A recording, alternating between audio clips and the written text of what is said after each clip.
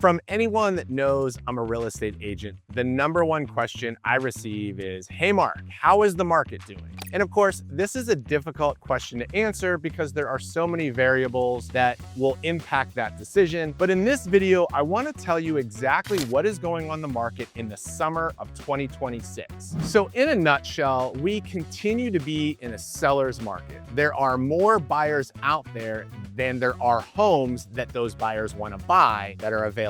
In this video, I'm going to detail the 5 reasons that homes don't sell in the Pittsburgh area. In addition to going over those 5 characteristics, I also want to give a playbook for both buyers and sellers on how they can best navigate this market to come out on top. My name is Mark McClinchie, and I'm a real estate agent in the Pittsburgh area, serving the entirety of Allegheny County and its surrounding suburbs. For the last 8 years, I've been navigating this market and picking up on all of the nuances and intricacies to better serve my buyers and my sellers. I started this YouTube channel a few years back to help people relocating to the Pittsburgh area from out of state. I love tracking detailed data about each specific neighborhood. So as I work with clients and we start to identify the neighborhoods they're most interested in, I can bring out that data to help them learn very quickly what is happening in that market and how they can navigate it the best. The number one reason, without a shadow of a doubt, that homes are not moving quickly is because they are overpriced. It's easy to get caught up in wanting to be aggressive, and you see recent sales maybe in your neighborhood and people start padding that number. Well, if they can get that number, I could get something higher. And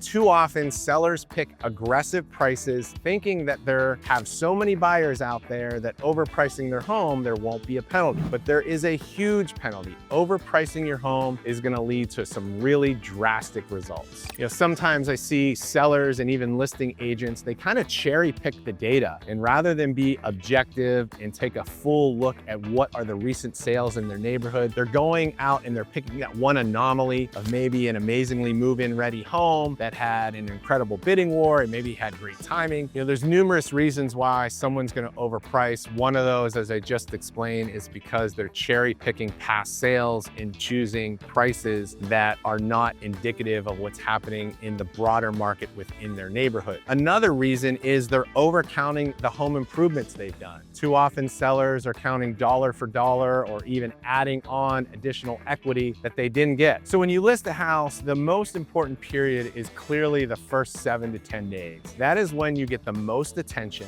And if you're priced too high, a couple things are going to happen. One, your ideal buyer might not even see it because you're over their limit. And the other thing is, if you do happen to reach it, people are going to pass right away. Buyers make almost instinctual quick decisions as they're flipping through all of their Zillow listings or the listings their buyer agent sent them. They make very quick decisions on curb appeal, but most importantly, price. If they see a price that looks super aggressive for what they get, maybe you can immediately tell the size of the home, you see the location, buyers are just going to flip through that. And with less than 3 or 4 seconds, they're going to pass because they've assessed that the number you're asking for does not anywhere come close to what they're willing to pay for it. And they're just doing that through a couple pictures, a quick description, and most importantly, your purchase price. So if you price too high, you're going to miss an entire set of buyers that either don't know about your property or that they've quickly assessed that your property is not worth the price that you're asking for. So it is really important that you're very careful with pricing, and overpricing is the number one mistake that sellers are making right now in the Pittsburgh market. So the number 2 reason why homes in the Pittsburgh area aren't selling is really about buyer psychology. I mentioned earlier that buyers make decisions very quickly, kind of on a gut reaction. And when they see a home that needs major renovations or needs major updates, it's a quick pass for many of those buyers. So homes that sit the longest and are really difficult to sell right now in the Pittsburgh area are homes that need extensive work. Even when you're pricing to take that into account, buyers are just scrolling through very quickly and they're looking for those move-in ready homes. So if you have a home that is not move-in ready, you have to be very careful about listing in the current market. And of course, I'm not only talking about homes that need extensive renovations and updates when it comes to the aesthetics and the things that you can see visually in pictures, but also those big ticket items that you might not know about about until you get into the disclosures or you get into an inspection. So HVAC systems, boilers, hot water tanks, all those systems that are running your house, the electrical system, the plumbing systems, your lateral sewer line,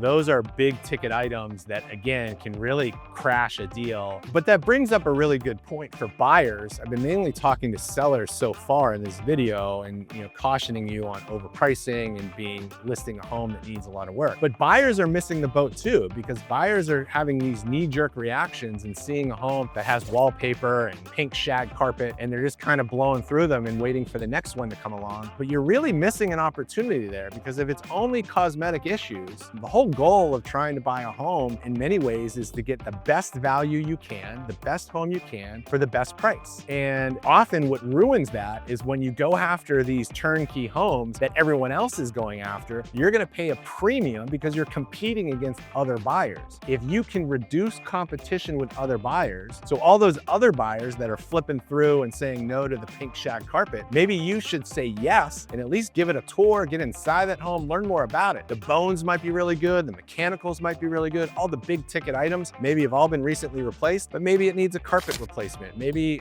underneath that carpet, you pull that up, there's some beautiful hardwood floors. So I do think this is equal blame here of why some homes aren't selling. It's maybe sellers making some ambitious decisions on the selling side, being a little too aggressive on their expectations, but it's also buyers being a little too picky. And while I'm on the point of kind of pushing buyers to be more realistic with their expectations, I mean, if you are looking for a home in the Pittsburgh area, it's gonna come with older homes. We have a very small percentage of inventory that has been built after 1980. The vast majority of homes in the Pittsburgh market have been built before 1980, even before 1960, depending on what neighborhood you're looking. So all of those homes are gonna have a lot of upkeep and renovations that are needed. So whether this is the first video you've watched on my channel or you've been binge watching for weeks on end, I strongly encourage any of you that might be looking to move to the Pittsburgh area to fill out my form that is up on your screen right now. There's a QR code, there's a link in the description where you can tell me all about your needs. Tell me about what you're looking for, what your timeline may or may not be. It's a preliminary intake form that I'm just gathering some initial details so that when you do book that call, which you'll do in that same form, you'll book a time to meet with me and we'll do a really deep dive into what your needs are and figure out whether we're the right fit to work together and whether or not a move to Pittsburgh makes sense for you. So that really is the best way to get started. Sure, you could text me, you could call me, you could email me, but if you fill out that form, that'll jump right into my inbox. We'll set that calendar appointment and we'll jump on a call and figure out whether or not a move to the Pittsburgh area makes sense. So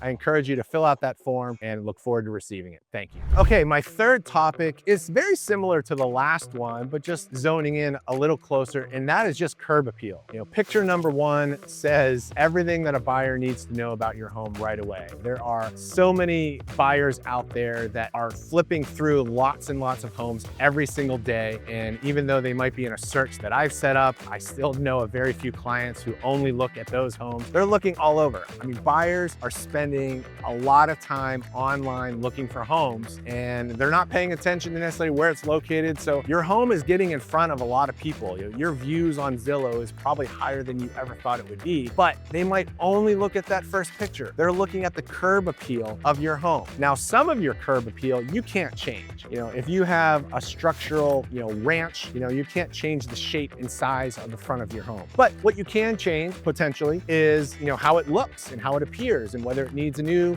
paint job or whether it needs a new front door or whether it needs landscape. So buyers really do take into account curb appeal and they're making split-second decisions. So you want to spend a lot of time as a seller with your listing agent getting advice on what can I do to improve that the first picture everyone sees is going to be something that they want to see the second and the third and go through all of your pictures of your home and really dive deep into figuring out whether that home might be the right fit for them. An additional point on curb appeal is that it needs to match your price point. So too often buyers they've seen that house before, and if they've seen it at a much lower price point and you're asking double of what they've seen that kind of curb appeal on before, then they're gonna pass right by as well. So for buyers, I encourage you to flip past that first picture. Don't judge a book by its cover. So I wanna help out those sellers, but I wanna help you as a buyer get to a place where you have less competition. So don't follow the herd and do what everyone else is doing. If you're a buyer, maybe that curb appeal isn't your dream house, but maybe it could become that. It might just need,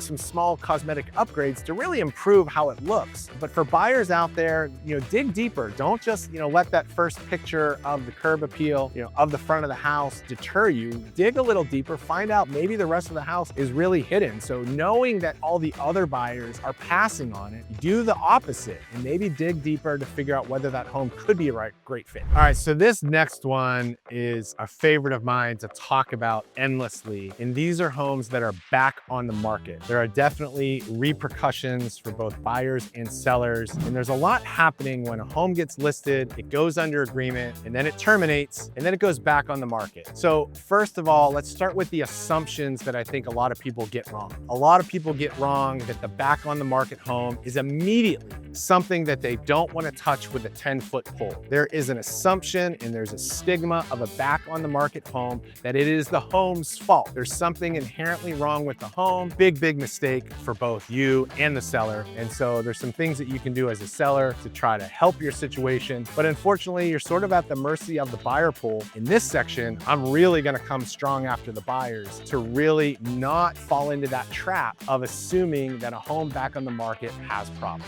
So what is the reality of a home coming back on the market? Well, the reality is the home probably went under agreement, maybe fairly soon after listing. Maybe it had some competition. And sure, maybe someone, went in there and then they got all excited about it. And then once they did home inspections, then they got a little cold feet. Maybe they got a little more nervous. It wasn't the perfect house that they had envisioned in their head, but homes aren't perfect. Homes do have issues. And what happens more often than it should is that buyers are not even trying to negotiate their way out of these things. Buyers sometimes just get totally cold feet. They freak out. They feel like they overreach and they just want out. They want to terminate. They know that they can. They know if they terminate, then they can get their hand money back and they can just move on to the next one. And they've really done a disservice to the seller. And it's a real shame that they didn't go in and try to negotiate if they weren't serious about the home to begin with. There's two parties that are trying to negotiate the issues that probably came up during the inspection.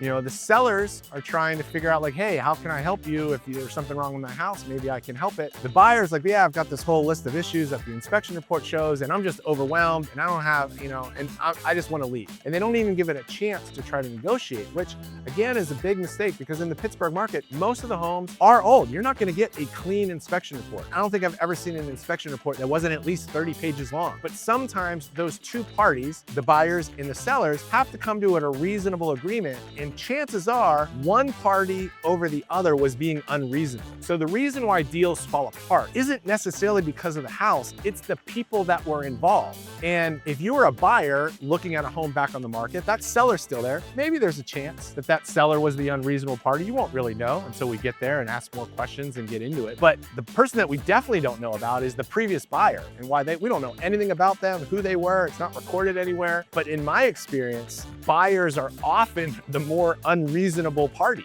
Buyers, when they see a home back on the market, they should give it more chance. Talk with your buyer agent, get some more details about the home. You can find out what happened in the last deal. You just got to make a phone call or two. Your buyer agent, like me, is happy to do that. We can get in there and just say, hey, what happened with the last deal? You never know. It might have been the buyer lost their job. I mean, these things happen. Maybe they didn't qualify for the financing that they thought. So again, if you just see back on the market and you make the assumption that there's something wrong with the house, I don't think that's the likely culprit. So spend the extra time, learn about that house. You might get a great deal. You now have reduced your competition. So again, spend some extra time looking at those homes back on the market. It's a real opportunity for buyers. So the last topic I want to cover of why homes are not selling comes from the age-old real estate motto of location, location, location. And why one neighborhood has more demand than another neighborhood is super complicated. Low demand neighborhoods tend to have more opportunity for buyers.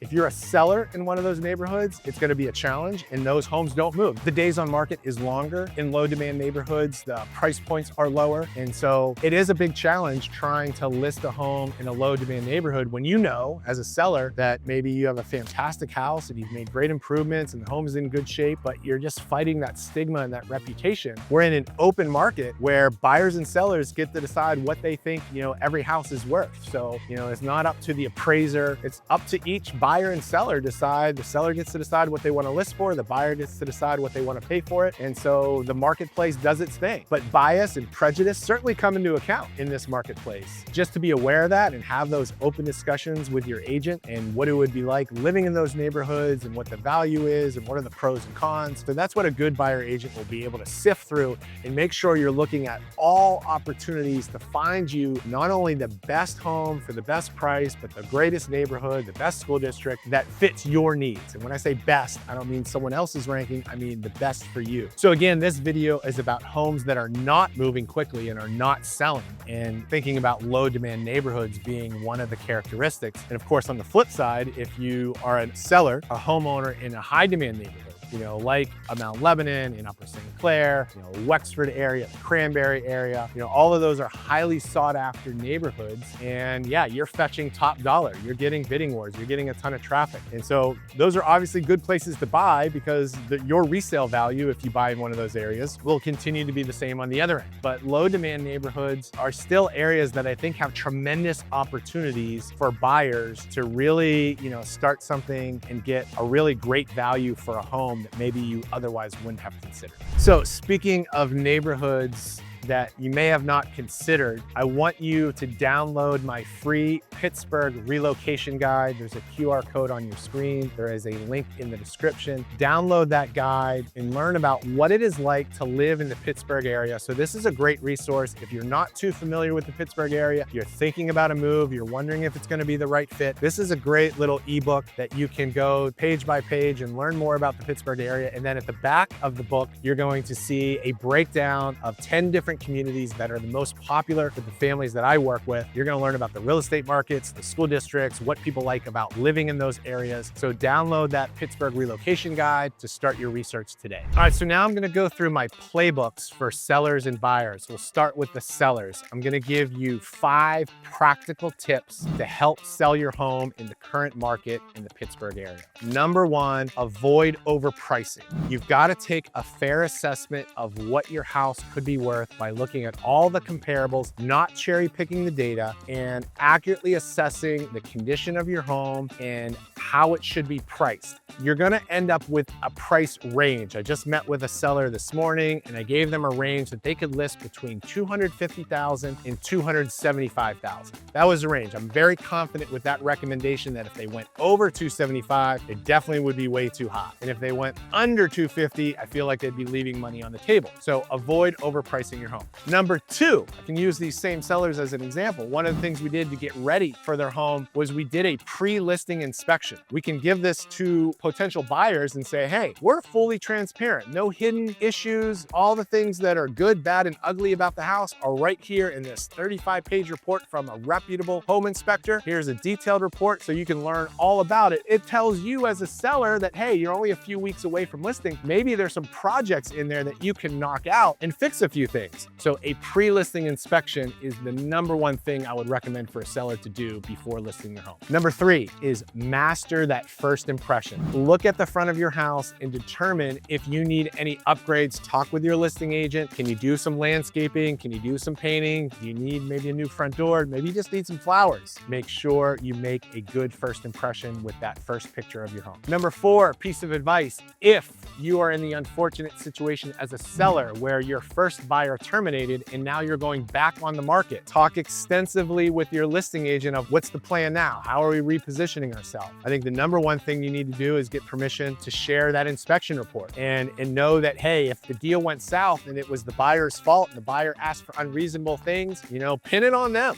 Make sure that your listing agent is going out and telling other buyer agents, particularly ones that maybe were interested in the beginning and then maybe they lost in the bidding war, or maybe they, didn't quite see it. So your listing agent needs to do a ton of work to make sure that they're prepping people for the back on the market so that they can can sort of grease the skids and say, hey, this wasn't the house's fault. This wasn't the seller's fault. We're back on the market. You just want to be fully transparent as much as you can in concert with your listing agent to get that communication out there to keep bringing people back to that house. And my fifth tip is make sure you hire a listing agent that is fully competent and experienced with a wide range of marketing strategies. You need an agent that is out there marketing on Facebook and Instagram and TikTok and YouTube and doing open houses and working with other agents and getting details about there. Like in the Compass platform, I get so many details about what prospective buyers are. I use all of that data and I get lists of buyer agents that have done the most deals in that neighborhood, and I can work directly with them and market to those agents, the ones that are most likely to have the buyers for that seller's home. You want to make sure that you have a listing agent that has that kind of experience to find an agent that does that like me. All right, so let's talk about a playbook for buyers out there. If you're wanting to know how to best navigate the current market in the Pittsburgh area, I've got 4 tips for you that are very practical and very actionable. The first one is exclusively look for homes that have been on the market for 30 or more days. You shouldn't trust previous buyers that have passed on it. You don't know those people. You don't know why they've passed on it, but someone can stop the cycle. So take a deep look at those homes because there's real opportunity there. There's real inventory there and there's real leverage. You're gonna find a home that is significantly below asking price if you find a home that might meet your needs, that it's been on the market for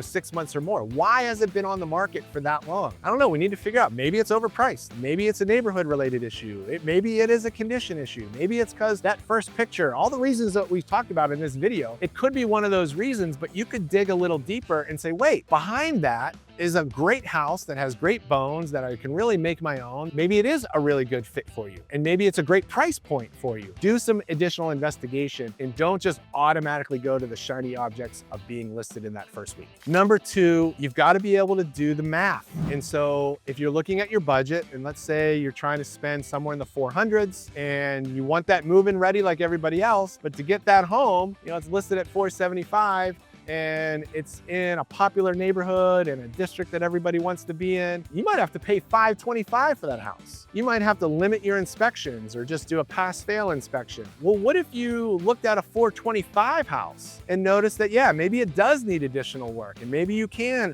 move some things around. Maybe you thought you wanted to put 20% down, but talk with your lender. Now maybe you're only gonna put 10% down. That PMI payment that everyone's trying to avoid might not be that bad. It might not be that scary. I've seen PMI payments of $30 a month or $50 a month. It's not great. I would rather you not have it, but it also, if it's the difference between just putting 20% down so that you find a move-in ready only home, I don't want your search to take 4 or 5 months to find a home. Most people need to find a home much quicker than that. So if you look at homes that have been on the market longer or need extensive renovations, there could be real opportunity to shift your money around and do the math so that maybe you can handle doing renovations by finding lower price points and everything, financially is going to work out just the same, if not better. My third tip for buyers to navigate the current market in the Pittsburgh area is to exclusively look at those homes that just went back on the market. Please do not ignore those. There's real opportunity there. Every other buyer is probably going to ignore it, but when it comes back on the market, learn more about it. Get your buyer agent out there to investigate, learn more about it, make connections with the listing agent, figure out what happened, look at those homes that are back on the market. There's some real opportunities there. And my last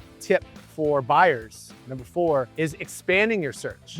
Don't just have that tight net around a specific community or neighborhood that it's, that or nothing. You want to, go over 1 or 2 more neighborhoods or other communities that might not be as high demand, but yet offer just as many, if not more amenities that you're going off of some, irrational reputation. So expand your search, go on to neighboring communities or talk with your agent about where else should I look? What else might be a good fit for me? So I really hope this video has been helpful for you, whether you're a buyer or a seller. I went through all the reasons why homes are not selling right now in the Pittsburgh market, and I hope you gained some valuable information. And most importantly, I hope the playbook that I presented to you is just the tip of the iceberg of what I can offer as an agent, either as your listing agent if you're looking to sell your house, or as a buyer buyer agent if you're looking to buy a home in the Pittsburgh area. And I've got these practical tips. I've got many more. I've got an extensive playbook to really help you navigate not just the current market, but as the market evolves and changes, we're going to adapt to that. So please reach out. I'd love to help you